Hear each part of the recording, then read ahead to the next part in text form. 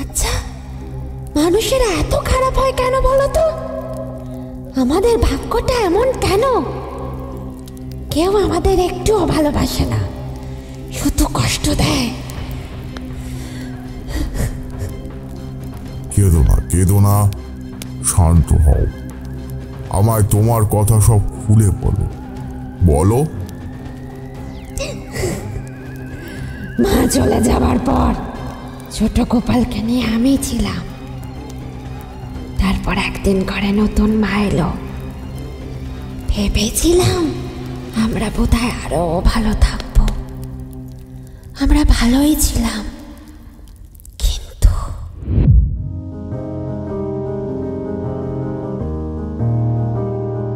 আপনি শুনছেন রাতের বৈঠকখানা। আজ আপনি শুনবেন তিনি তার লেখা তারানাথ তান্ত্রিক ও তার ছায়া। তবে আপনারা অনেকেই গল্প শুনছেন কিন্তু সাবস্ক্রাইব করছেন না। প্লিজ সাবস্ক্রাইব করে দেবেন রাতের বৈঠকখানাকে। আর হ্যাঁ, আমাদের ফিডব্যাক জানাতে ভুলবেন না। ডেসক্রিপশন বক্সে আমাদের অফিসিয়াল ফেসবুক পেজ আর ইনস্টা আইডি দেওয়া রইল।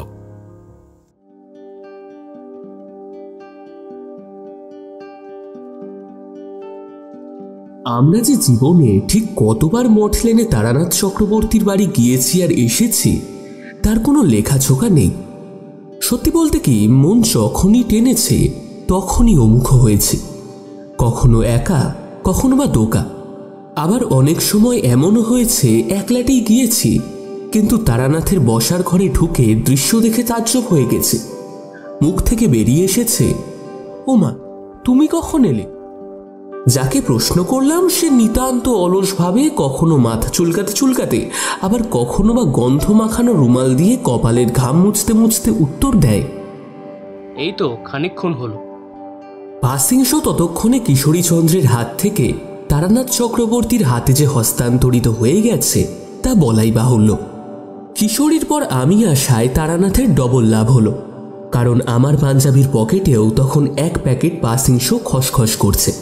তাছাড়া গলির মুখের জলখাবারের দোকানটা থেকে সদ্য ভাজা কচুরি তরকারি আর পাশের মিষ্টির দোকানটা থেকে বাক্স ভরা সরপুরিয়া কিনে নিয়ে এসেছি আমি। কৃষ্ণনগরের মতো না হলেও এই দোকানে জিনিসটা বেশ ভালোই বানায়। যাই হোক, আমি আসার পরই চারি ঘরে ঢোকে, খাবার দাবার সব সে ভেতরে নিয়ে যায়। তার খানিক পরেই রেকাবে সেই সব সাজিয়ে দিয়ে যায় আমাদের।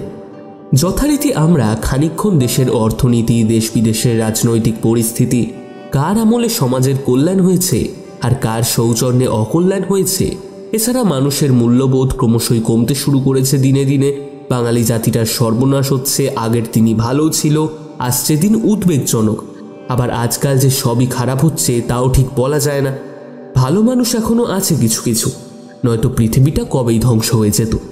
এইসব অতি গূঢ় গম্ভীর ধ্রুপদী আলোচনা চলে ততক্ষণ যতক্ষণ না চারি গরম চায়ের পেয়ালা নিয়ে আমাদের কাছে আসে। চায়ের পেয়ালায় চুমুক দিয়ে তারানাথ বলেন,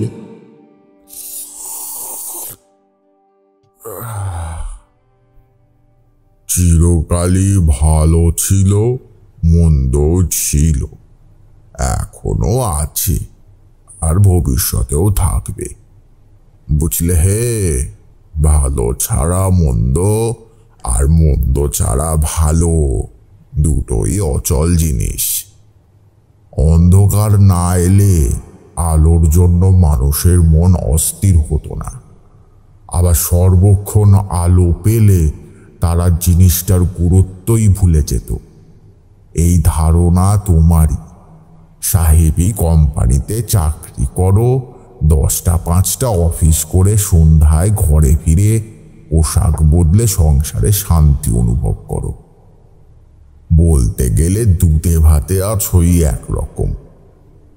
কিন্তু মনে করো, যদি কোনো দারোগা সবে মাত্র তার থানার সমস্ত দায় দায়িত্ব চুকিয়ে দিনের শেষে বাড়ি ফিরেছেন, সবে ধরা চুড়ো খুলে জিরোতে বসেছেন, হয়তো তার নতুন বিয়ে হয়েছে, ঘরে নতুন বউ, স্বামী ঘরে ফিরতেই বউটি তাড়াতাড়ি এক গ্লাস ঠান্ডা জল নিয়ে এসে তার মুখের কাছে ধরল, বলল, নিন একটু শরবত খান। সারাদিন আপনার যা পরিশ্রম যায়, একটু ঠান্ডা হন এবার। দারোগাও হাত বাড়িয়ে শরবতের গেলাস হাতে নিতে যাবেন, আর ঠিক তখনই দারোগা বাড়ির দরজায় ধা পড়ল। হাবিলদার ছুটে এসেছে। বাজখাই গলায় দারোগা জিজ্ঞাসা করলে, क्या हुआ तिवारी जी? মারোয়ারি হাবিলদার বললে, सब चोरी हो गया। पाशेर ग्राम থেকে एक आदमी नालिश करने आए हैं, आप जल्दी चलिए। দারোগা আর কি করে, তিনিও ক্লান্ত, কিন্তু চাকরি বাঁচানোর দায়ে স্ত্রীর হাতে কেলা স্ত্রীর হাতেই রেখে আবারও গায়ে উর্দি চড়িয়ে সাইকেলে চড়ে বসেন।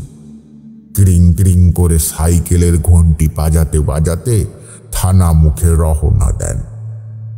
মনটা চাইছে ঘরেই থাকতে, একটু বিশ্রাম নিতে, কিন্তু কর্তব্য নাচার। অগত্যা শান্তি পিছনে ফেলে চোর ধরতে বেরিয়ে যেতে হয় দারোগা বাবুটিকে। অশান্তির মনে তখন তিনি সঠিক বুঝতে পারেন, চার দেওয়ালের ঘরের ভিতর নিজের মানুষের যত্ন পাওয়ার সুখ কতখানি, সেই শান্তির কত দাম, সেই উপলব্ধি তারই হয়। তোমাদের হবে না, কারণ তোমরা সেই জিনিস প্রতিনিয়তই পেয়ে থাকো। কথাগুলো সত্যি, কিন্তু বড্ড বেশি চোখা। আমাদের এত জ্ঞান সইবে কেন? আমরা হলাম গল্পের খরিদ্দার। চা খাওয়া শেষ হয়ে গিয়েছে। তারানাথ পাসিং শো ধরালেন। কিশোরী বলল, ঠাকুর মশাই, তবে এবার একটা গল্প বলুন। শুধু কথা তো অনেক হলো, এবার একখানা কাহিনী হোক।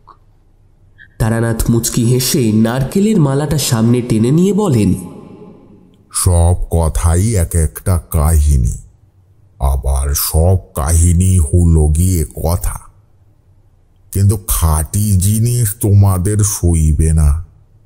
তাই সাজিয়ে গুছিয়ে রং চড়িয়ে বলা কথার কাহিনী ভালো লাগে তোমাদের। বেশ, তবে শোনো, একবার। গৌরচন্দ্রিকার পর তারানাথ মূল পর্বে প্রবেশ করেন। আমি সাধারণত চুপচাপই থাকি। নেহাত কিশোরীটা যখন অতিরিক্ত বাড়াবাড়ি শুরু করে, তখনই আকারে ইঙ্গিতে তাকে সামলে রাখার জন্য আমাকে মুখ খুলতে হয়। এই আসরে আমাদের ভূমিকাগুলো এই রকমই হয়। সে কথা যাক, আজ আমরা একসঙ্গে দুটিতেই এসেছি। গরম গরম বেগুনি আর পাসিং শো নিয়েছে কিশোরী। আমি চারির জন্য লেসের ডিজাইন আর তার বাবার জন্য খুব ভালো কাশির জর্দার কৌটো নিয়ে এসেছি। পাসিং শো প্রধান হলেও এই জর্দা জিনিসটা তারানাথ তান্ত্রিকের বেশ প্রিয়। উপঢৌকন পেয়ে তান্ত্রিক মশাই বেজায় খুশি। আমাদেরও রোজ নামচা রীতি পালন পর্ব শুরু হলো। চারি তেলে ভাজা আর ঘরোয়া চাল কড়াই ভাজা নিয়ে ঘরে ঢুকল। বলল, এই নিন কাকাবাবু। বাহ, সত্যি চারির কোনো তুলনা নেই। এসে পৌঁছতে না পৌঁছতেই গরম চা, চাল কড়াই ভাজা সব নিয়ে হাজির। কি যে বলেন আপনি, নিন, সব ঠান্ডা হয়ে যাবে। মায়ের আমার সব দিকেই নজর, মা তো তাই। সে জানে ছেলেদের কখন কি দরকার।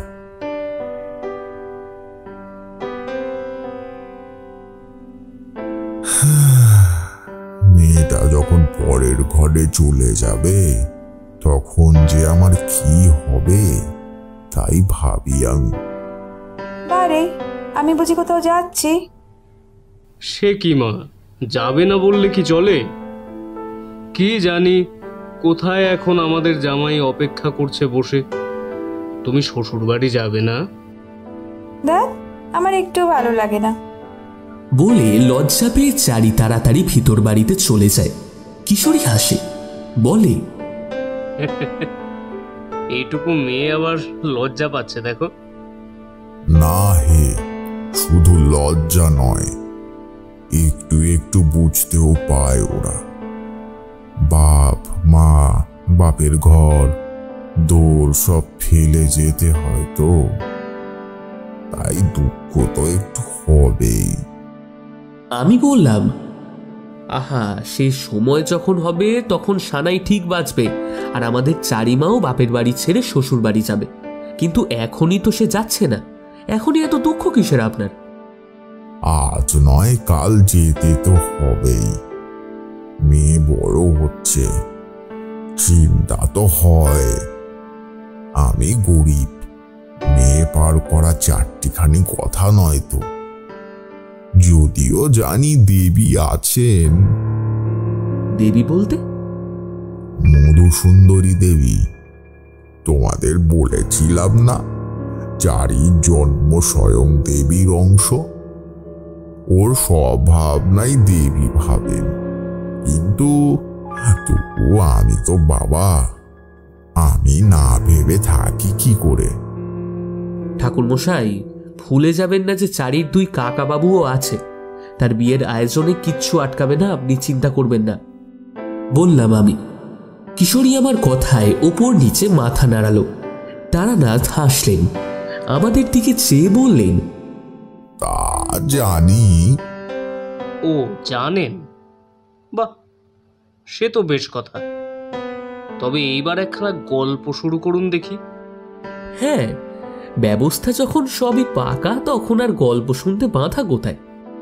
হয়েছে হয়েছে, তোমাদের কথা শুনে ঠিক মনে হয় যেন তোমরা আমার কাছে আসো আমার সঙ্গে দেখা করতে নয়, শুধু আমার গল্প শোনার লোভে।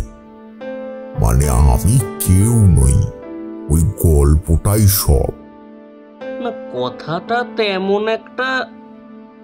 কিশোরী, না না ঠাকুরমশাই, দুটোর গুরুত্বই সমান।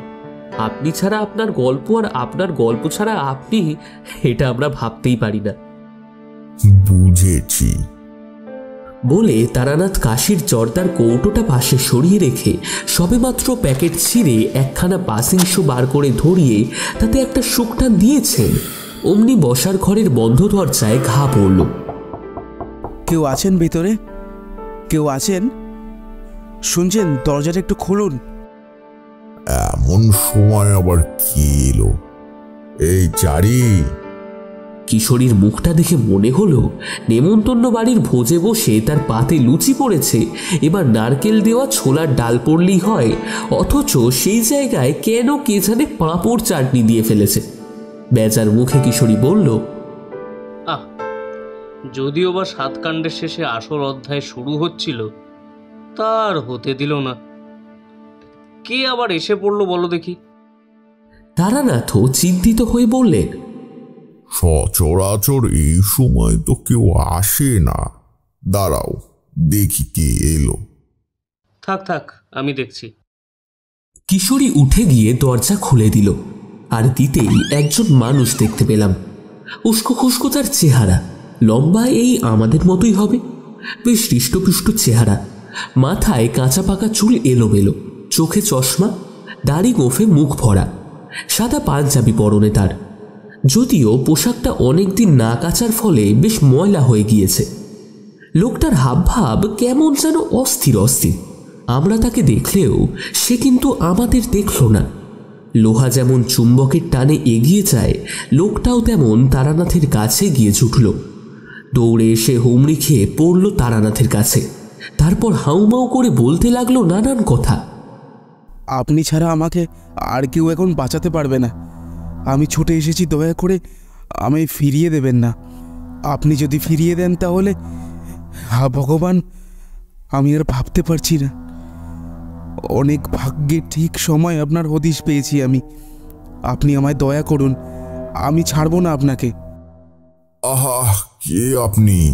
উঠুন উঠুন। ঠাকুরমশাই, আমাকে বাঁচান, দয়া করুন। বড় বিপদে পড়েছি। আর বুঝি আমার বংশ রক্ষা হলো না, সব শেষ হয়ে গেল। আচ্ছা আচ্ছা, সব শুনবো, আপনি উঠে পড়ুন। দেখুন দেখি, শুনবো শুনবো। তক্তপোষের এক পাশে লোকটাকে বসায় তারানাথ। এবার বলুন দেখি, আপনি কে, কোথা থেকে আসছেন, আর আপনার সমস্যাটাই কি? লোকটা বলতে শুরু করে, আজ্ঞে, আমার নাম মৃগাঙ্কনাথ। নৈহাটি অঞ্চলে বাড়ি আমার। পেশায় একজন মক্তার। মিথ্যে বলবো না, বেশ ভালোই নামযশ আছে আদালত মহলে। সংসারে আমার সুখ শান্তির কোনো অভাব নেই, মানে ছিল না, কিন্তু সে কথা অতীতের। আজ আমার ঘরে শুধু কান্না আর কান্না। একের পর এক শোক পাচ্ছি আমি। আর এবার বুঝি পুত্র শোক পেতে হবে আমায়। কি হয়েছে একটু খুলে বলুন তো। ঠাকুরমশাই, আমার প্রথম স্ত্রী জয়ন্তী সাক্ষাৎ দেবী ছিলেন। জয়ন্তী আজ আর নেই। বছর 10 আগে কালাজ্বরে চলে গেছে। আমার মেয়ে ঠিক তার মায়ের মতো। 8 বছরের ছোট বড় 2 ভাই বোন। মেয়ে মালিকা মায়ের পর কোলে পিঠে করে 2 বছর বয়সী ছোট ভাইটাকে মানুষ করেছে। কিন্তু দুজনেই তো ছোট, তাই আমি আবার বিয়ে করতে বাধ্য হই আত্মীয়দের পরামর্শে। তারাই বলে, দেখো, যত যাই হোক, একজন ছেলে মানুষের হাতে আর একজন ছেলে মানুষকে রাখা খুবই চিন্তার কথা। পাকা একজন গিন্নি না হলে সংসার ধর্ম হয় না হে। তাই আবার মানে আমার মালা মায়েদের নতুন মা। ভেবেছিলাম ছেলে মেয়েগুলো মা হারিয়ে আবার মা পাবে, ভালোই হবে সব। তা ভালোই হয়েছিল, বেশ ছিল সবাই। হঠাৎ হঠাৎ যে কি আরম্ভ হলো, গেল মাসে আমার মেয়ে জলে ডুবে মারা যায়। কোথায়? আগে আমাদের বাড়ির প্রতিষ্ঠা করা পুকুরে। মালা কাক ভরে স্নান করত। সেই দিনও তাই করতে গিয়েছিল, কিন্তু বেলা বাড়তে তাকে কোথাও খুঁজে না পেয়ে খুঁজতে খুঁজতে শেষে পুকুরে জাল ফেলা হয়। তাতেই পাওয়া যায় তাকে। মেয়েটা সাঁতার জানত, নিত্য সে পুকুরে স্নান করে। তবে কেমন করে, যা হোক, তার শোকে কেঁদেছি। সে চোখের জল শুকোতে না শুকোতেই আমার দ্বিতীয় স্ত্রী শ্যামার মৃত্যু হয়। মৃত্যু হয় কেমন করে? সেটা বলা খুব শক্ত ঠাকুরমশাই। অনেকে বলছে সে আত্মহত্যা করেছে, আবার অনেকে বলছে। কি বলছে? হয়তো দুর্ঘটনা, কিন্তু আমি কোনোটাই ঠিক। আসলে আমাদের বাড়ি দোতলার ঝোলা বারান্দায় কোনো আগর নেই। আর শ্যামা বোধহয় মাঝরাতে ঘর ছেড়ে বারান্দায় বেরিয়েছিল। আলো জ্বেলেছিল কিনা কে জানে। কেমন করে সে কিনারায় গিয়ে দাঁড়িয়েছিল, কেনই বা অন্ধকারে বেরিয়েছিল ঘর ছেড়ে, জানি না। একটা চিৎকার শুনে বাড়ির সব জি চাকরেরা ছুটে আসে। আমিও বেরিয়ে আসি ঘর থেকে। ততক্ষণে যা হওয়ার হয়ে গেছে। আর তারপর দিন থেকেই শুরু হয়েছে আরেক নতুন কাণ্ড। 12 বছরের ছেলে গোপাল বুঝি আর বাঁচে না ঠাকুরমশাই, আর বাঁচে না। কি হয়েছে তার? তার ধুম জ্বর, খায় না, ঘুমায় না, খালি কি সব যেন বলে, শোনাই যায় না। দিনে দিনে ছেলেটা আমার শুকিয়ে মরে যাচ্ছে। ওর জ্বরের কোনো চিকিৎসা হয়নি? হয়েছে। ডাক্তার, বদ্যি, কবিরাজ, হাকিম কিছু বাদ রাখেনি, কিন্তু কেউ কিছু ধরতে পারছে না, কিছু করতে পারছে না। তবুও কোনো মতে দিন কাটছিল। কিন্তু কাল রাত থেকে সে যা কাণ্ড করা শুরু করেছে, তারপর থেকে আমি আর মাথা ঠিক রাখতে পারিনি ঠাকুরমশাই। আমারই এক পরিচিত, তার মুখে আপনার সন্ধান পেয়ে ছুটে এসেছি। আপনার ব্যাপারে অনেক কিছু শুনেছি, আর তাতেই ভরসা হয় আপনি হয়তো কিছু করতে পারবেন। কি করেছে আপনার ছেলে? দিনে রাতে যখন তখন রোগ শয্যা ছেড়ে টলতে টলতে সে ঘরের বাইরে বেরিয়ে গিয়ে পড়ছে পুকুর পাড়ে। তার কাছে সবসময় লোক থাকে, কিন্তু দিনের মধ্যে কিছুক্ষণের জন্য তো মানুষকে নিজের কাজে একটু সরতে হয়। আর তখনই এই তো আজই ঘন্টাখানেক আগে সে আবার অমন করেছে। আমার পক্ষে তো আর সবসময় বাড়ি বসে তাকে পাহারা দেওয়া সম্ভব নয়, কিন্তু কি ভাগ্যি আজ আমি বাড়িতেই ছিলাম। চিৎকার চেঁচামেচি শুনে নিচে নেমে দেখি গোপাল পুকুরে নেমে গেছে। তাকে টেনে উপরে তোলার চেষ্টা করছে অনেকেই, কিন্তু পারছে না। গোপাল, কি করছিস বাবা? অমন করিস নে, কথা শোন, শুনছিস? দাদা বাবু, কারোর কথা শুনবে না বাবু, আপনি আসেন। এ যে আমাদের হাত ছাড়িয়ে ক্রমশ জলে নেমে যাচ্ছে। ঝাঁপিয়ে নামলাম পুকুরে। চল উপরে চল। এ তুই কি করছিস? তোর গায়ে তো জ্বর। না না, আমি যাব না, আমি যাব না। আমায় ডাকছে, আমি যাব। আমায় ছেড়ে দাও। না, ছাড়বো না। চল উপরে চল বলছি। কি বলবো ঠাকুরমশাই, একরত্তি ছেলেটাকে আমি 2 হাতে ধরেও টেনে ওপরে তুলতে পারিনি। আরও 2-1 মিলে টেনে জল থেকে তুলি।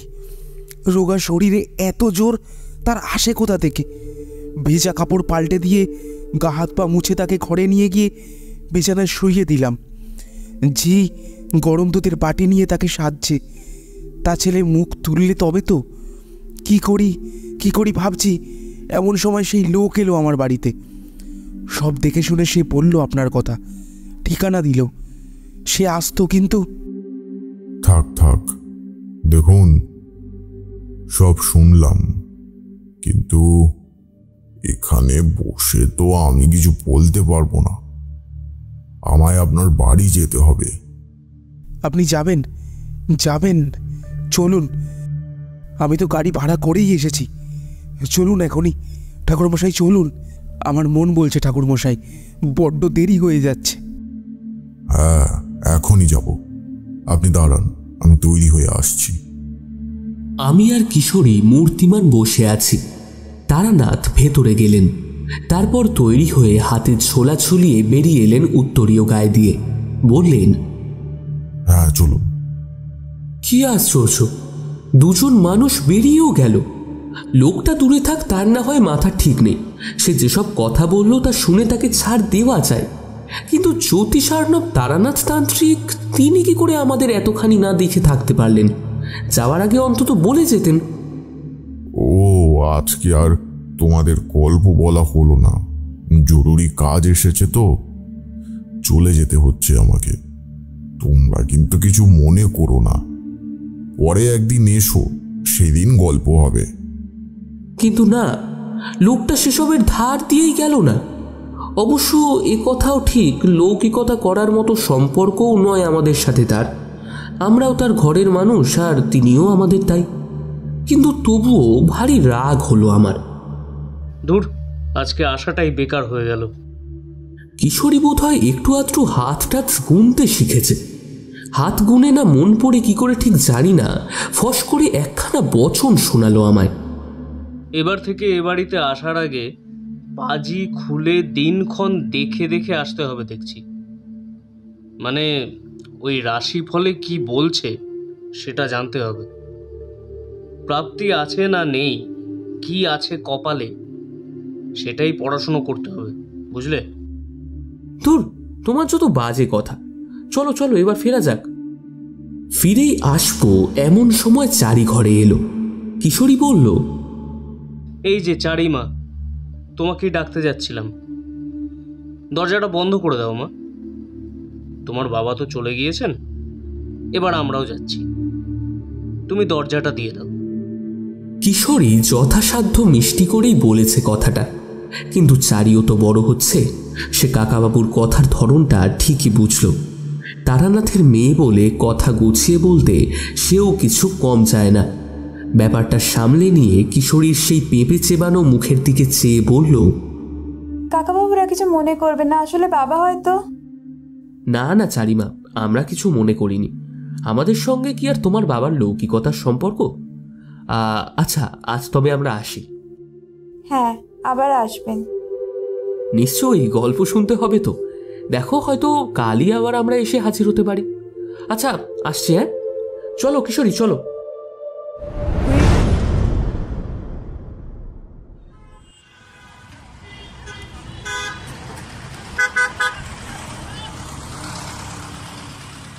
আমরা দুজনেই সেদিনের মতো ও বাড়ি থেকে বেরিয়ে এলাম। আমরাও পথে বেরিয়ে অবশেষে যে যার বাড়ির দরজায় পৌঁছালাম। বোধ করি ওদিকে তারানাথও ততক্ষণে নৈহাটি পৌঁছে গিয়েছেন। তার মক্কেল ঘর বয়ে এই রাতের বেলা যখন তাকে তার বাড়ি নিয়ে গিয়েছেন, তখন ঠাকুরমশাইয়ের কোনো অসুবিধা হওয়ার তো কথা নয়। তা হয়ওনি। পরে তারানাথের মুখে শুনেছে। এই হঠাৎ পাওয়া ডাকে ছুটে যাওয়ার গল্পটা আমরা বিস্তারিতভাবে শুনেছি তার মুখে। গাড়ি থেকে নামতেই মৃগাঙ্কবাবু আমায় তার বাড়ির দরজায় নিয়ে গেলেন। বিপদকালে আমায় পেয়ে তিনি যেন অন্ধের যষ্টি হাতে পেয়েছেন। লোকটি আদতে সত্যিকারের ভদ্রলোক, তাই এই চরম বিপদে পড়লেও স্বভাবের সৌজন্যবোধ এক বিন্দুও লোপ পায়নি তার। তিনি বললেন, এই যে এই আমার বাড়ি। সব রকম সুযোগ সুবিধে থাকা আধুনিক শহুরে পাকা বাড়ি, আয়তনে বেশ বড়, দোতলা বাড়ি। কিন্তু সমস্ত বাড়ি জুড়ে আবহাওয়া ভালো নয়। বাস্তু পরিস্থিতি বর্তমানে স্বাভাবিক নেই। সাধারণ গেরস্ত বাড়ির বাস্তু যেমন হয়, এ বাড়ির তেমন নয়। সমস্ত জমিটার উপর ঠিক মন্দ না হোক, ভালোর বাইরে কোনো একটা সত্তা শক্তি বিস্তার করে রেখেছে। সেই গন্ধ ভারী করে রেখেছে বাড়ির বাতাস। গন্ধটা আমার চেনা, ইহলোকের গন্ধ নয় তা, পরলোকের উপস্থিতি সেই গন্ধে মিশে আছে। মৃগাঙ্কর মুখে কথা শুনে মনে মনে এইরকমই ধারণা করেই এসেছিলাম। এইবার মনে যেন আরো গভীর দোলা লাগলো। কিন্তু তোমাদের আগেই বলেছি, বলবার মতন সাংঘাতিক মন্দ মানে সত্যিকারের খারাপ অনুভূতি কিন্তু আমার হয়নি। সেই ব্যাপারটা ভারী আশ্চর্যের। বুঝতে পারছি কিছু ভালো নেই, আবার খারাপটাই যে কোন পর্যায়ে সেটাও পরিষ্কার নয়। যা হোক, ধন্দে পড়ে আমি লক্ষণ বিচারে মন দিলাম। ঘন ঘন নিঃশ্বাস নিতে শুরু করলাম। গন্ধ নিচ্ছিলাম আসলে কোন শক্তির আবদ্ধ হয়েছে এই বাড়ির আবহাওয়া, সেটাই বোঝবার চেষ্টা করছিলাম। কিন্তু মৃগাঙ্ক তো আর এইসব জানে না। তিনি আমার শ্বাস টানা দেখে একটু অবাকই হলেন। আমায় বললেন, কি হলো, কি শুকছেন? গন্ধ। আপনার বাড়ির উপর একটা ছায়া পড়েছে, সেই ছায়াটির গন্ধ শুকছিলাম। ছায়া? কার ছায়া? তা এখনো আমি ঠিক সঠিক বুঝে উঠতে পারছি না, তাই আপনাকেও বুঝিয়ে বলা সম্ভব নয় এখন। শুধু এইটুকু জেনে রাখুন, আপনি আমায় যেসব অনর্থ হওয়ার কথা বললেন, সেই সবের পিছনে এই ছায়াটি কলকাঠি নাড়ছে। আর এরই কবলে পড়ে আপনার আরেক ক্ষতি হতে চলেছে। আঁতকে উঠলেন মৃগাঙ্কবাবু। ঠাকুরমশাই, আমি এত কিছু বুঝি না। জীবনে সত্যি বলতে আমি আর কিছুই বুঝিনি। সংসার সামলেছেন গৃহিণী, আর আমি থেকেছি আমার কাজ নিয়ে। কিন্তু এ কি আতান্তর বলুন দেখি। এখন সংসারে আর এমন কেউ নেই যার কাছে আমার ভাবনার ভার চাপিয়ে আমি একটু নিশ্চিন্ত হতে পারবো। চিন্তায় চিন্তায় আমি পাগল হয়ে যাচ্ছি ঠাকুরমশাই। অনেক তো হলো, অনেকেই তো গেল, এবার আমায় রক্ষা করুন। এবার আমি রেহাই চাই। এ কোন অপরাধের শাস্তি পাচ্ছি আমি? শেষ ভরসা ওই ছেলেটাও কিনা। লোকটা ব্যাকুল হয়ে পড়েছে। এমন সময় অমনি হওয়ার কথা। আমি বললাম, দেখুন, মিথ্যে সান্ত্বনা দেব না, সত্যি বিপদ ঘটেছে। কিন্তু এখানে দাঁড়িয়ে আপনার কথা শুনতে আমি যদি ব্যস্ত থাকি, তাহলে কিন্তু আর কিছু করা যাবে না। সর্বনাশ তো শিওরেই এসে গেছে। চৌকাট পেরিয়ে সে এবার ঘরে থাবা বসাবে। তবে তবে এবার কি হবে ঠাকুরমশাই? নিয়ে চলুন আপনার ছেলের ঘরে। ছেলের ঘর? হ্যাঁ হ্যাঁ, সে তো দোতলায় থাকে। আসুন আসুন, এদিকটাই সিঁড়ি। বলে মৃগাঙ্ক বাবু আমায় নিয়ে সদর দরজা ছাড়িয়ে লম্বা উঠোন পেরিয়ে টানার ওয়াকের এক পাশে থাকা চওড়া সিঁড়ি ধরে উপরে নিয়ে চললেন। আমার যদিও অসুবিধে হচ্ছিল না, কিন্তু বেশ বুঝতে পারছিলাম যে নিজের বাড়ি হলেও অন্ধকারে সিঁড়ি ভাঙতে বেশ অসুবিধাই হচ্ছে মৃগাঙ্কনাথের। অন্ধকার কেন? বাড়িতে আলো জ্বলেনি? কিশোরী প্রশ্ন করে। না হে, যেমন আলো জ্বালার কথা তেমনটি জ্বলেনি। অত বড় বাড়ি বলতে গেলে কানা হয়ে ছিল তখন। আসলে কি জানো, গৃহিণী ছাড়া গৃহকর্ম এইরকম নম করেই হয়। কাজের লোক তো আর ততটা দরদ দিয়ে সংসারের ভালো মন্দ দেখবে না যেমন বাড়ির লোক দেখবে। অবশ্য তাদের দোষ দেওয়া যায় না। যতই হোক মানুষ তো, একের পর এক অঘটন ঘটতে দেখছে সামনে থেকে। একটু আধটু ভুলচুক হতেই পারে। যাই হোক, গোটা বাড়িটাই অন্ধকারের নিঃশব্দে কান পেতে দাঁড়িয়েছিল। হয়তোবা আমাদেরই পায়ের শব্দ শোনার জন্য। আমরা সিঁড়ির ধাপ পেরিয়ে দোতলার বারান্দায় উঠে এলাম। মৃগাঙ্ক হাঁক পাড়লেন। টগর, বনমালী, কোথায় তোরা? কে দাদা বাবু, আপনি এসেছেন? বলে দুজনেই বেরিয়ে এলো ঘরের বাইরে। হ্যাঁ এসেছি, কিন্তু তোদের একই কাজ। নিচে আলো জ্বালিসনি কেন? অন্ধকারে সিঁড়ি দিয়ে আসা যায়? তাই তো আপনি একবার ডাকবেন তো? বলল বনমালী। ডাকলেই বা কি হতো? খোকাকে ফেলে যেতে হতো, তাই তো আর ডাকিনি। দেখ দেখি ঠাকুরমশাইয়ের কত কষ্ট হলো। কি যে করিস, কোনো কাজেরই ঠিক নেই তোদের। বনমালী একবার টগরের দিকে তাকিয়ে কোনো ভনিতা না করেই বললেন, আগে আলো তো আমি ঝেলেছিলুম, আপনি চলে গেলেন। আমি দরজায় সবে খিল তুলব, হঠাৎ হঠাৎ কি?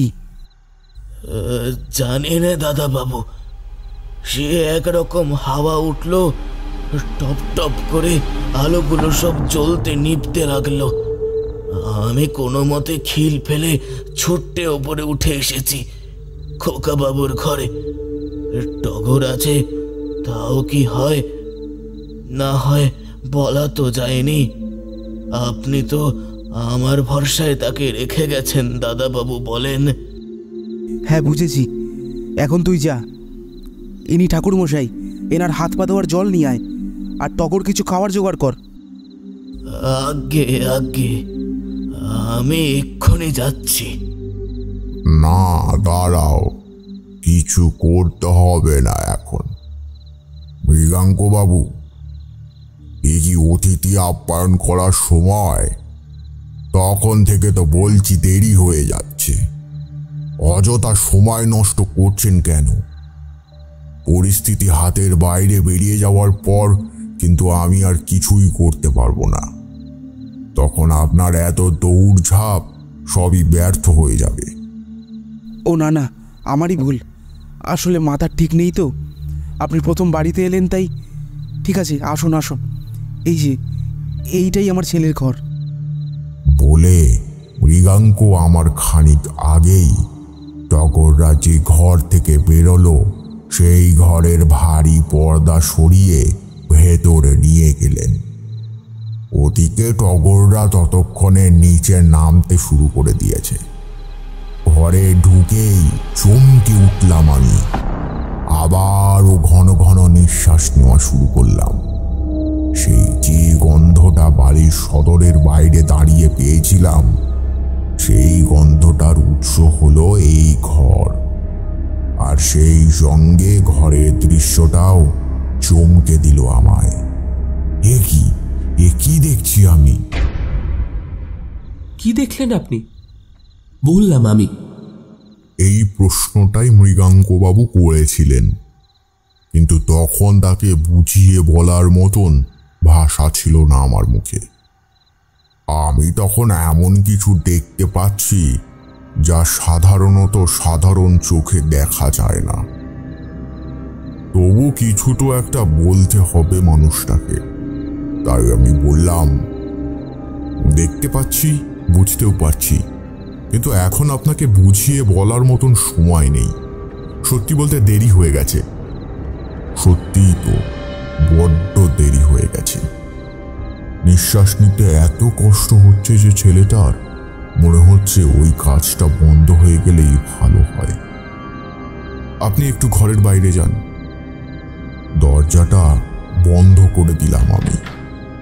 তারপর গোপালের কাছে এসে তার বুকের উপর হাত রাখলাম। ছেলেটার কষ্ট একটু কমলো, কিন্তু তখনই ঘরে শুরু হলো আর এক উপদ্রব। এ ঘরে বড় মাপের বৈদ্যুতিক বাতি জ্বলছে, গাঢ় হলুদ আলো তার। সুস্থ সবলই ছিল আলোর গতি। হঠাৎ তাতে কাঁপন ধরল। বুঝলাম একটু আগে বনমালী আলোর যে গতি প্রকৃতির কথা বলে গেল, তা খানিকটা এইরকমই ছিল। আর তাতে ঘাবড়ে গিয়েছিল বনমালী। কিন্তু আমি তারানাথ চক্রবর্তী জীবনে খুব কমবার ঘাবড়েছি। শান্ত মনে নিজের কর্তব্য পন্থা ঠিক করে নিলাম, কারণ ততক্ষণে আমি বুঝে গিয়েছি এ বাড়ির বর্তমান বিপদের কারণ কি, আর কিসে তার প্রতিকার হবে। মানে ঠিক বুঝলাম না। বুঝবেই বা কি করে, আর কি আর বুঝবে? শুধু কথায় কথায় বোকার মতন প্রশ্ন করে বিরক্ত করা ছাড়া। একরকম মেজাজ নিয়ে গল্প বলি আমি, আর তার মধ্যে বারবার মুখ চালিয়ে আমার মেজাজ নষ্ট করে দাও তোমরা। এ কি মুখস্থ পড়া বলা যে লাগাতার বলে যাব? আরে বাবা, মাঝে মাঝে আমাকেও একটু নিঃশ্বাস নিতে দেবে তো নাকি? তারানাথের দুম করে মাথাটা গরম হয়ে যাওয়ায়, সব তার সচেতন হয়ে নিঃশ্বাস নেওয়ার অধিকারের প্রশ্ন তোলায় কিশোরী বেচারা নিজেই একখানা লম্বা চওড়া নিঃশ্বাস ফেলে বসল। আমি আর কি করি? বরাবর রাজায় রাজায় যুদ্ধ হয় আর উলু খাগড়ার প্রাণ যায়। এই এখন তেমনি দশা হয়েছে আমার। গল্পটা সবে জমেছে, তাও আবার এক রাতের অপেক্ষা করার পর শুনতে পাওয়া গল্প বলে কথা। সবুরে ফলা মেওয়ার মতোই তার কদর একটু বেশি দামি। এমন সময় যত ভাঙচি এসে পড়ে। আমি তাড়াতাড়ি বললাম, ঠাকুরমশাই, ওর কথা সবসময় ধরবেন না তো। আপনি জানেনই তো একটু বেশি কথা বলে। আপনি তো এখন জর্দার কৌটোটা খোলেননি দেখছি। জিনিসটা কেমন হয়েছে একটু পরখ করে দেখবেন না। নিন না, নিন, কৌটোটা খুলুন একটু। কিশোরী আমার দিকে কটমট করে তাকিয়েছে। আমি চোখের ইশারায় বলেছি, বোবার কোনো শত্রু নেই, তাই খানিকক্ষণ বোবা হয়ে থাকো। তারানাথ আমাদের বিলক্ষণ চেনে। আমরা যে কতটা নাছোড়বান্দা তার জানতে বাকি নেই। তাই খানিকটা জর্দা পাতা মুখে ফেলে চারপাশে সুগন্ধি ছড়িয়ে তিনি আবারও বলতে শুরু করলেন। হ্যাঁ, তো যা বলছিলাম, রুগ্ন গোপাল যে বিছানায় শুয়েছিল তার ঠিক মাথার কাছে মেঝেতে পা না রেখেই শূন্যে ভেসে ঠায় দাঁড়িয়ে রয়েছে সে। তার অবয়ব অস্পষ্ট হলেও সাংঘাতিক স্পষ্ট দৃষ্টি। সে চেয়ে আছে গোপালের মুখের দিকে, আর সেই দৃষ্টি দিয়েই সে গ্রাস করছে শিশু গোপালকে। অনেকটাই প্রায় গিলে ফেলেছে। তখন খুবই অল্প প্রাণ বাকি আছে অশরীরীর গ্রাস হতে। কি জানো তো, ভাগ্যে না থাকলে কিছুই হবার নয়। আবার ভাগ্যে যদি কিছু থেকে থাকে তবে তাও হতে বাধ্য।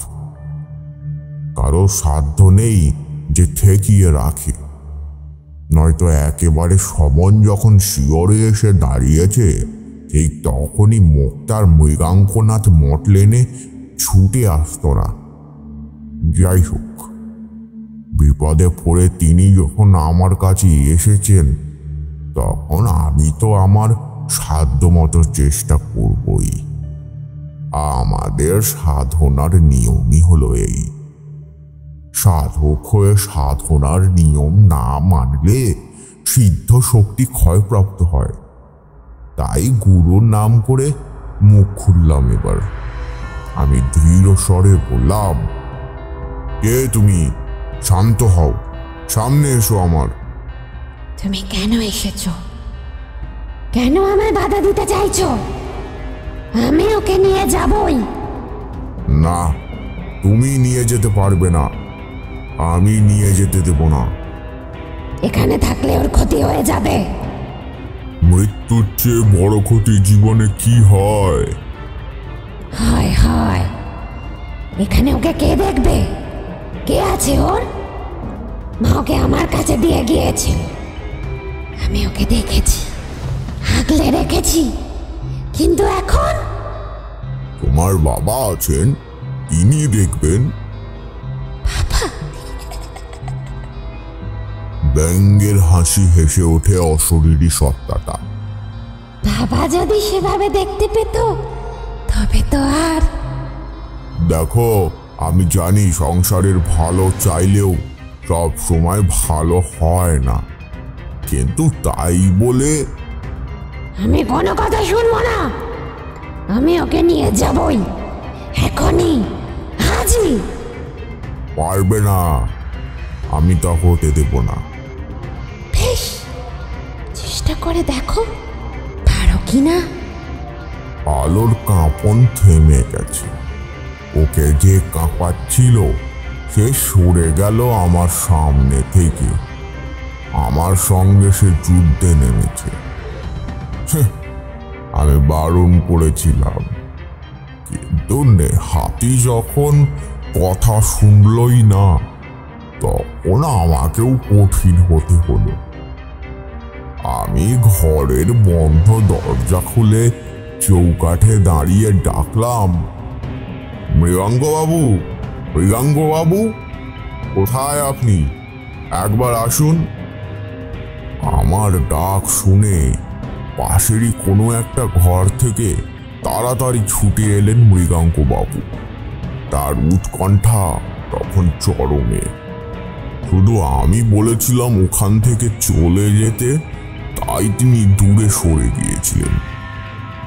এবার ডাক পেয়ে দৌড়ে এসেছেন। ব্যস্ত হয়ে আমায় বললেন, বলুন ঠাকুরমশাই।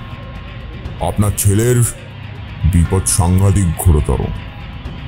আজ রাতও কাটবে না, ও মারা যাবে। কি বলছেন? কিন্তু আমি তা হতে দেব না।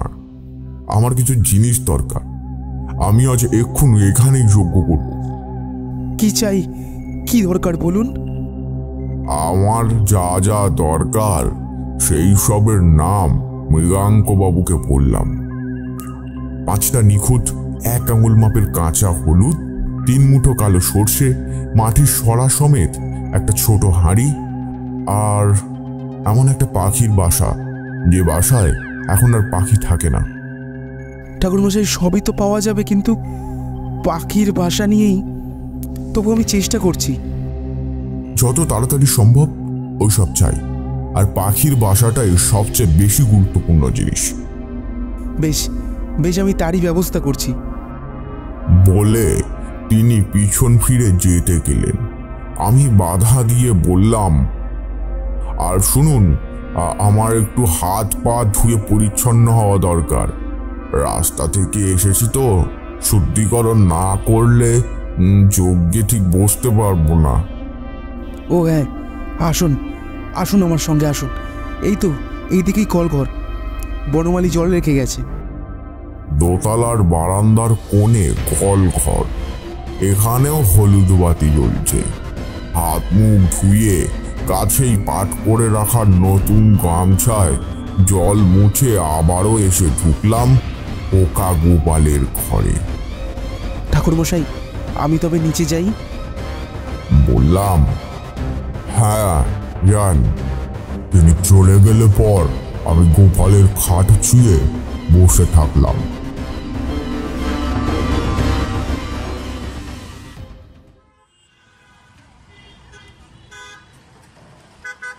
পরদিন বিকেল 5টা বেজেছে কি বাজেনি, আমরা সোজা যে যার অফিস থেকে ট্রাম ধরে এসে নেমেছি মঠ লেনে। একেবারে খালি হাতে তান্ত্রিকের বাড়ি চড়াও হলাম আমরা। আজ আর আমাদের কিছু দেওয়ার কথা মনেই ছিল না। আজ আমরা দুজনেই শুধু নিতে এসেছি উত্তর। হ্যাঁ, অনেকগুলো উত্তর। আমাদের মনে মিনিটে মিনিটে জেগে ওঠা প্রশ্নগুলো তারানাথের মুখে গল্পের মাধ্যমে উত্তর হয়ে আসবে। আমাদের আর তর সইছে না। দরজা খোলাই ছিল। বসার ঘরে ঢুকতেই তারানাথ বললেন, এসো এসো, তোমাদের জন্যই তো দরজা খুলে অপেক্ষা করছি। তোমরা যে আজ আবার আসবে তাহা আমি জানতাম। বলেই তারানাথ হাঁক পারলেন, চারিমা, চারিমা, কাকা বাবুদের একটু জল দিয়ে যা। এই সময় পথে ঘাটে ট্রামে বাসে যা ভিড় হয়। সোজা আপিস থেকে এসছো, টেস্টটাও তো পেয়েছে তাই না? আরে দাঁড়িয়ে কেন হে, বসো বসো। তারানাথের এই সব কথা শুনে আমরা আর আজকাল অবাক হই না। আমরা জানি এই মানুষটা এমন করে কথা বলতে পারে বলেই মানুষটার নাম তারানাথ চক্রবর্তী। কিন্তু কিশোরীও তো কথা বলতে কম যায় না, তাই ফোঁস করে সে বলল, হ্যাঁ হ্যাঁ, আপনি তো হাত গুনতে জানেন, তাই সবই বলতে পারেন। আরে না হে, এই কথাটা গুণে নয়, অভিজ্ঞতার খাতিরে জানতে পেরেছিলাম। দূর, তত্ত্ব কথা রাখুন তো। কাল ওখানে কি হলো, মানে গল্পটা বলুন। বলে কিশোরী। গল্প আবার কিসের হে, বলো সত্যি কথা। তোমাদের সামনেই তো মৃগাঙ্ক বাবু এলেন, সব কথা বললেন, আমায় ডেকে নিয়ে গেলেন তার বাড়ি। শুরুটা তো তোমরা নিজের চোখে দেখলে আর নিজের কানে শুনলে, তবুও কিনা বলছো গল্প। তোমাদের বলিহারি যাই বিবেচনা। তারানাথ গলাটা একটু উঁচুতে চড়িয়ে বলে ওঠে কথাগুলো। ইতিমধ্যে চারি এসে জল বাতাসা দিয়ে গেছে। কিশোরী দুটো বাতাসা মুখে পুরে জলের গ্লাসে চুমুক দিয়েছে। আমিও গ্লাসটা হাতে নিয়েছি, কিন্তু জলে মুখ দেওয়ার আগেই বিনীত স্বরে একটা কথা বললাম, হ্যাঁ হ্যাঁ ঠাকুরমশাই, আপনি সেটাই বলা শুরু করুন। তারানাথ শান্ত হলেন। আগের দিনে আনা পাসিং শোয়ের মুখে আগুন দিয়ে ধোঁয়া ছেড়ে ছন্দে ফিরলেন তিনি।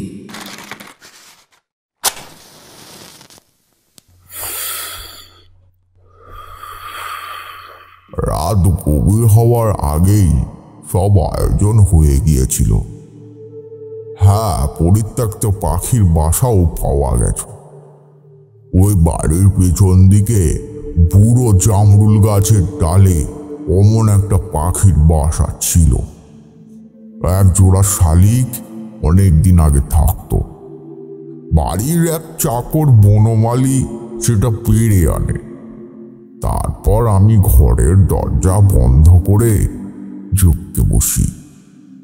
প্রথমেই দেহ বন্ধন করে নিই, আর তারপর শুরু করি আসল কাজ। মাটির হাড়ির মধ্যে হলুদ, সর্ষে সহ আরো কিছু জিনিস আমার ঝোলা থেকে বার করে তার মধ্যে ঢুকিয়ে দিই, কিন্তু সেসবের নাম তোমাদের বলবো না। হাড়ির মুখে সরা চাপা দিয়ে আগুন জ্বালিয়ে দিই। আগুন? আগুনের কথা ছিল না? আর থাকবে না কেন? তোমরা শোনোনি? পাখির বাসার গায়ে আগুন ছুঁয়ে দিয়েছি, তারই জালে হাড়িটা গরম হচ্ছে, সঙ্গে চলছে আমার মন্ত্রপাঠ। হঠাৎ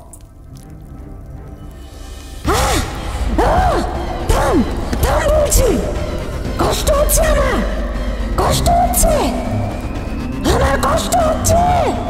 ওগো, দোহাই দোহাই, থামো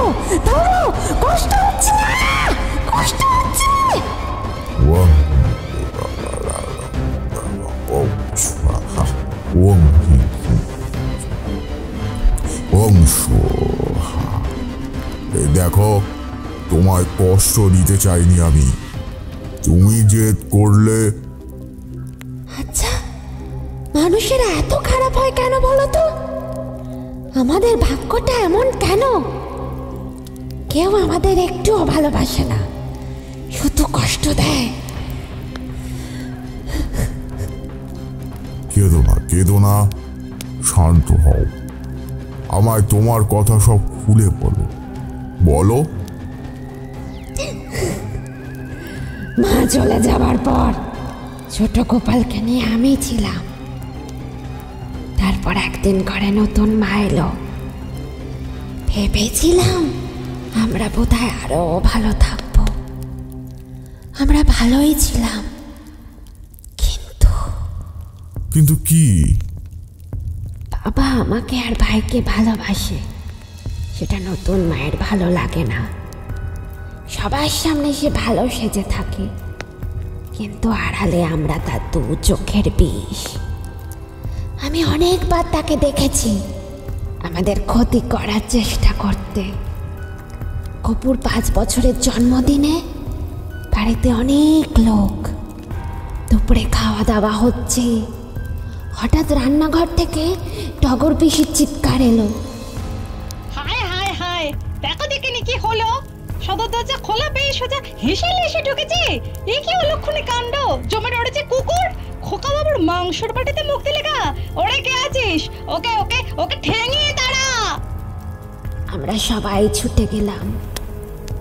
অনেকেই কুকুরটাকে লাঠি পেটা করে তাড়াতে গেল, কিন্তু কুকুরটা তাদের আগেই বাইরে বেরিয়ে গেছে। ভাইয়ের জন্য বাটিতে যে মাংস তোলা হয়েছিল সেটা নষ্ট হয়ে গেছে। তার জন্য আবার নতুন করে মাংস দেওয়া হলো। সব মিটলো ভালোভাবে, কিন্তু আমি এক ফাঁকে দেখলাম নতুন মায়ের মুখে কেমন যেন রাগ রাগ ভাব। আর বিকেলে আমরা সবাই দেখলাম বাড়ির বাইরে রাস্তায় সেই কুকুরটা মরে পড়ে আছে। তার জিভ বেরিয়ে গেছে, সারাটা শরীর কেমন যেন নীল হয়ে গেছে। অনেকে বলল, আহা, কুকুরটাকে কে বুঝি বিষ দিল? মানুষ হয়ে এমন কাজ! ছি ছি। আমার বুকের ভেতরটা ধড়াস করে উঠল। তখন আমার বয়স কম। আমি বুঝতে পারলাম দুপুরে নতুন মায়ের মুখে কেন রাগ দেখেছিলাম। সেদিন থেকেই গোপালকে আমি চোখে চোখে রাখি। একবার আমরা সবাই গঙ্গাসাগরের মেলা দেখতে গিয়েছি, সেখানে ওই একই কাণ্ড। সবাই ফিরে আসবো, হঠাৎ দেখি গোপাল সঙ্গে নেই। খোঁজ খোঁজ, বাবা বলল। এ কি শ্যামা, গোবলা তো তোমার সঙ্গে ছিল, এর মধ্যে সে কোথায় গেল? ও মা, আমার সঙ্গে থাকবে কেন? সে তো মালার সঙ্গে সঙ্গে আসছিল। এখন যেই তাকে পাওয়া যাচ্ছে না, অমনি আমার নামে দোষ না? সে কি নতুন মা? ভাই তো আমার হাত ছেড়ে তোমার কাছে গেল, খেলনা কেনার বায়না করছিল। আমার কাছে পয়সা নেই বলতেই তো তোমার কাছে গেল। দেখো, নিচে কথা বলবে নে। আমার কাছে গেলে কি আর আমি রাখতাম নেকো? আহা, চেঁচামেচি করো না। এর মধ্যে ছেলেটা গেল কোথায় একটু দেখো। বাবা, দিদি, এই তো তোরা কোথায় চলে গিয়েছিলে? আমরা কোথায় যাব? তুই কোথায় গিয়েছিলিস? আর একটু হলেই তো হারিয়ে যেতিস বোকা। আমি তো খেলনা পছন্দ করছিলাম, হঠাৎ নতুন মা আমায়। আবার নিচে কথা! নতুন মা তোমায় কি কি? নতুন মা তোমার হাত ছেড়ে তোমায় রেখে দিয়ে চলে এসেছে? হ্যাঁ, ধমকে উঠল নতুন মা। আচ্ছা থাক থাক, চলো এখান থেকে যাই। বাবা আমাদের সবাইকে নিয়ে চলে এলো। আমি বুঝলাম ব্যাপারটা কি। এইভাবেই দিন কাটছে। হঠাৎ গেল মাসে রাতের বেলা, দুই ভাই বোন একই বিছানায় শুয়ে ঘুমাচ্ছি। মনে হলো কি যেন একটা সুরসুর করে বাইছে পায়ের কাছে। আমি তাড়াতাড়ি উঠে আলো জ্বালিয়ে দেখি একটা কাকড়া বিছে আমাদের বিছানার চাদরের ওপর বাইছে। আমি তাড়াতাড়ি পাখার ডাটি দিয়ে ধাক্কা মেরে তাকে বিছানা থেকে ফেলে দিই। বাবা সেই রাতে বাড়ি ছিল না, তাই আর চেঁচামেচি করলাম না। মনে পড়ল আজ রাতে আমাদের বিছানাটা নতুন মা এসে গুছিয়ে দিয়ে গিয়েছিল। কোনোদিন সে এমন করে না, আজই করেছে। বুঝতে পারলাম সব। বিছাটাকে ঘরের বাইরে বার করে ছুটে গেলাম নতুন মায়ের ঘরে। নতুন মা, নতুন মা, দরজা খোলো, আমার কথা আছে তোমার সঙ্গে। দরজা খুলল। কি হয়েছে কি? হ্যাঁ, এত রাতে ডাকছো কেন? আমরা কি তোমার শত্রু? তোমার কোনো জিনিসেই তো আমরা ভাগ বসাইনি, তবে কেন বারবার আমাদের ক্ষতি করার চেষ্টা করো তুমি? কাকড়া বিছেটা চাদরের ভাঁজে লুকিয়ে রেখেছিলে বুঝি? কাউকে দাম দিয়ে আনিয়েছো আমাদের মারবে বলে? কাল বাবা আসুক, সবটা বলবো। তুমি গপুর মাংসের বাটিতে বিষ মিশিয়েছিলে, ওটা খেয়ে কুকুরটা মরেছে। কুম্ভ মেলায় ভাইকে ভিড়ের মধ্যে হারিয়ে দেওয়ার চেষ্টা করেছিলে তুমি, আর আজ বিছানায় তুমি কাকড়া বিছে রেখে এসেছিলে। আমার বাবা মোক্তার বললে নিশ্চয়ই বুঝবে। শোনো শোনো, আমার কথা শোনো। দেখো, তুমি কিন্তু খুব ভুল করছো। আমি এইসব। আমি ঘরে এসে দরজা বন্ধ করে দিই। মনে মনে ভাবি শুধু সকালটা হোক। হলো না সকাল। কি হয়েছিল? ভোরবেলা চান করি আমি রোজ, সেই দিনও তাই করতে গিয়েছি পুকুরে। একটা ডুব দিয়েছি, হঠাৎ মনে হলো কে যেন উপর থেকে 2 হাতে আমার মাথা জলের মধ্যে চেপে ধরেছে।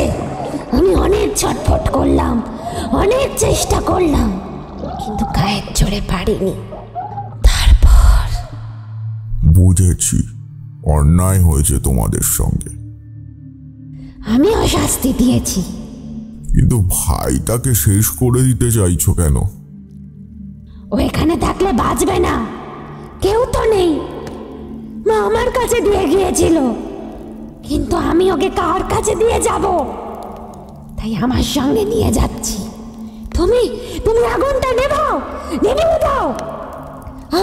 আমার খুব কষ্ট হচ্ছে, নেভাও বলছি। ছটফট করতে দেখলাম মালার আত্মাটাকে। খুব মায়া হলো। বললাম, দেখো, যে তোমাদের শত্রু ছিল তাকে তো তুমি শাস্তি দিয়েছ। সে নেই তো কি হয়েছে? অন্য আর কেউ আসবে, আবার কোন নতুন মা, সেও তো এরকম করতে পারে।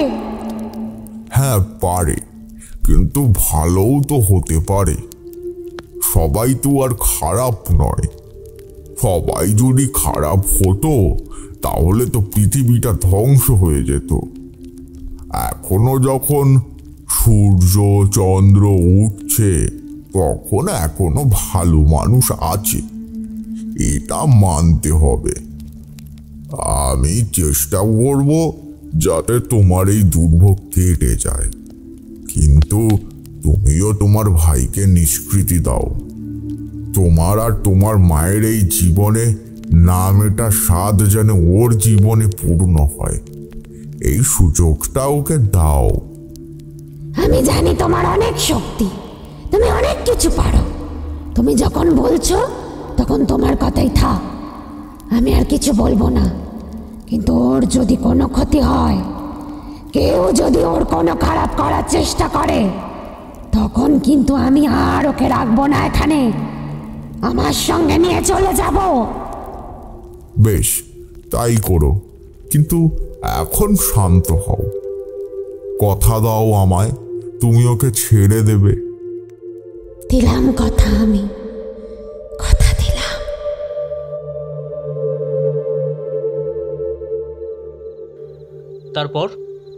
তারপর আর কি, আমি ও ঘরে ঢোকার মুহূর্তেই গোপালের বিছানা জুড়ে যে অদৃশ্য অন্ধকার ছায়া দেখেছিলাম, সেই ছায়া একটু একটু করে সরে গেল। দুর্বল হলেও গোপালের মুখে জীবনের ভাব ফুটে উঠল। আগুন নিভে গেছে, আমি হাড়ির সরার উপর পাখির বাসা পুড়ে যাওয়ার সূক্ষ্ম ছাইকণা হাত দিয়ে তুলে নিলাম। তারপর উঠে দাঁড়ালাম, দরজা খুলে দিলাম। ঠাকুরমশাই, আমার ছেলে? বিপদ কেটে গেছে। আমায় আপনাদের পুকুর পাড়ে নিয়ে চলুন, এই হাঁড়িটা জলে দিতে হবে। হ্যাঁ, আসুন আসুন। কাজ মিটিয়ে ফিরে এলাম। মৃগাঙ্ক এসে ছেলের মাথা কোলে নিয়ে বসলেন। বাবা, বাবা, আমার খুব খিদে পেয়েছে, জল তেষ্টা পেয়েছে। হ্যাঁ হ্যাঁ, জল খাবি? ওরে, কে আছিস? টগর, শিগগিরই খোকাবাবুর জন্য জল আর খাবার নিয়ে আয়। ঠাকুরমশাই, কি হয়েছিল ওর? এক অদৃশ্য ছায়া পড়েছিল ওর ওপর, তবে এখনো বিপদ মুক্ত। কিন্তু একটা কথা বলি, আজ তো আর ওর মা দিদি কেউ বেঁচে নেই, শুধু আপনি আছেন নিজের বলতে। তাই আপনার দায়িত্ব অনেক। আপনি একাই অনেক হয়ে ওকে দেখে রাখবেন। নিশ্চয়ই নিশ্চয়ই দেখে রাখবো। ও ছাড়া আমারই আর কে বা আছে বলুন? আপনি যে আমাদের কি উপকার করলেন, আমি সারা জীবন মনে রাখবো ঠাকুরমশাই। ভোর হয়ে এলো, এইবার আমায় যেতে হয়। সে কি, আমার বাড়িতে এলেন, কিছু মুখে দেবেন না? না, সে আমি শুনবো না। এই যে টগর, তুই ছোটবাবুকে দেখ, আমি ঠাকুরমশাইকে নিয়ে নিচে যাই। তারপর মৃগাঙ্কবাবু আমাকে নিজের সামনে বসিয়ে খাওয়ালেন, দক্ষিণা সিধে সবই দিলেন। তারপর তারই ভাড়া করা গাড়ি চড়ে আমি বাড়ি ফিরে এলাম। কিন্তু ওই মেয়েটি, মানে মালা, তার আত্মা পঞ্চভূতে বিলীন হয়ে গেছে। আমি বাড়ি ফিরেই তার নামে মুক্তিযজ্ঞ করেছি। মুক্তি লাভ হয়েছে তার, শান্তি পেয়েছে সে। আচ্ছা, মৃগাঙ্কবাবুর দ্বিতীয় স্ত্রী? মালাই প্রতিশোধ নিয়েছে। তার ভাইকে মারবার চেষ্টা করার আর তাকে মেরে ফেলার অপরাধে শাস্তি দিয়েছে। আসলে কি জানো, মানুষের মন খুব পবিত্র একটা জিনিস। ক্ষেত্র বিশেষে ওই মনটাই শয়তান হয়ে দাঁড়ায়। যে যেভাবে তাকে চালনা করবে, তার গতি হবে সেই। মালিকা তার ভাইকে ভালোবাসত, তাই মরবার পরেও তার ক্ষতির আশঙ্কায় তাকে ছেড়ে যেতে পারিনি। নিয়ে নিয়ে যেতে চেয়েছে, আগলে আগলে রাখবে বলে। স্নেহ জিনিসটাই এমন হয়, সব মেয়েই তো মায়ের জাত। এই নিন কাকাবাবু। এমন সময় চারি চা আর খাবার নিয়ে ঘরে ঢুকলো। তারানাথ চারির মুখের দিকে চেয়ে আছেন। কি জানি, হয়তো তার মধ্যে মালিকার স্নেহময় মুখটাই তিনি দেখতে পাচ্ছেন। তার আত্মার মুক্তি হলেও তারানাথের স্মৃতিতে এখনো হয়তো সে থেকেই গেছে।